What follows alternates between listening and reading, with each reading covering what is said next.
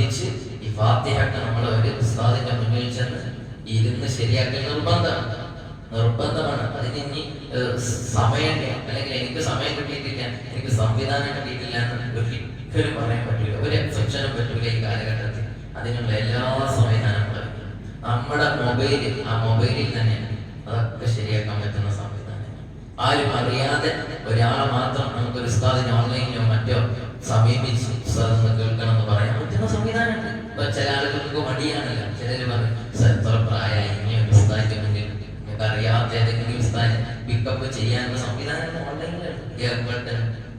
അപ്പൊ അത് അറിയൂല, എനിക്ക് പഠിക്കാൻ കഴിയില്ല എന്ന് പറയാൻ ഒരു നിലക്കും നമുക്ക് നിർവാഹമില്ല. ഞാൻ നേരെ ഒന്നുകൂടി അതിന്റെ ഗൗരവം മനസ്സിലാക്കി തരാൻ വേണ്ടിയാണ് പറയുന്നത്. നമ്മൾ മക്കളൊക്കെ പഠിക്കാൻ വേണ്ടിയിട്ട് 20, 30, 40, 50 ലക്ഷം കൊടുക്കുന്നു. അവർക്ക് ജോലി ലഭിക്കാൻ വേണ്ടിയിട്ട് 60, 70 ലക്ഷം കൊടുക്കുന്നു. അത്രയൊന്നും കൊടുക്കേണ്ട ആവശ്യമില്ല. ഇപ്പൊ ഒരു ഉസ്താദ് ആവശ്യപ്പെടാൻ ഒരു 50,000 ആവശ്യപ്പെട്ടാൽ കൊടുത്തോ ജീവിതകാലം മുഴുവൻ റെഡിയാക്കാൻ സംഗതിയല്ലേ. നാളെ അള്ളാന്റെ മുന്നിൽ ചോദ്യം ചെയ്യപ്പെടുന്ന കാര്യമല്ലേ. അപ്പൊ ഗൗരവത്തോടെ വളരെ അധികം ശ്രദ്ധയോടുകൂടി പഠിച്ചെടുക്കണം. തൗഫീഖ് നൽകുമാറാവട്ടെ. തെറ്റുകളൊക്കെ തിരുത്തണം. ബോധം നമുക്ക് നൽകുമാറാവട്ടെ.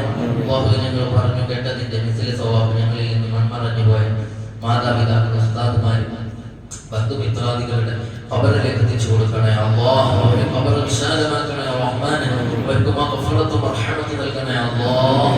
റഹ്മത്ത് പെയ്തിറങ്ങിയ വിശാലമായ ഭക്തി അല്ലാഹുവേ, ഞങ്ങളോട് വിട പറയുമ്പോൾ നിന്റെ റഹ്മത്ത് വിട പറയുന്നില്ല അല്ലാഹ്. ഞങ്ങൾക്ക് ആ റഹ്മത്ത് നൽകണേ അല്ലാഹ്. അല്ലാഹുവേ, ഞങ്ങളുടെ മാതാപിതാക്കളിൽ നിന്നും മറ്റുമൊക്കെ ജീവിച്ചിരിക്കുന്നവർക്കും ഞങ്ങൾക്കും ദീർഘായുസ്സും ആഫിയത്തോടെ നൽകണേ അല്ലാഹ്. മരിക്കുമ്പോൾ ഹുസ്നുൽ ഖാത്തിമത്ത് നൽകണേ അല്ലാഹ്. ആഖിബത്ത് നന്നായുള്ള മരണം സാധ്യമാക്കണേ അല്ലാഹ്.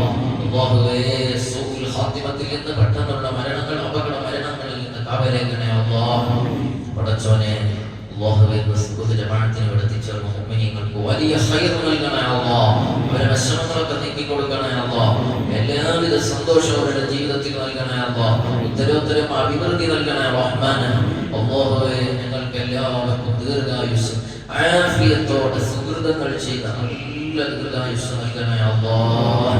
അല്ലാഹുവേ, ഇന്നത്തെ ദിവസം ഞങ്ങളുടെ കദറുകളായി വല്ല വിപത്തും വിധിച്ചിട്ടുണ്ടെങ്കിൽ ഞങ്ങളുടെ ഈ ദുആ സ്വീകരിച്ചത് തട്ടിക്കളയണേ അല്ലാഹ്.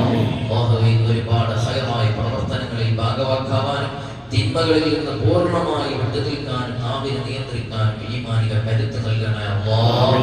അല്ലാഹുവേ, വിശുദ്ധ റമളാൻ അനുകൂലമായി സാക്ഷി നിൽക്കുന്നവരിൽ ഞങ്ങളെ ഉൾപ്പെടുത്തണേ അല്ലാഹ്.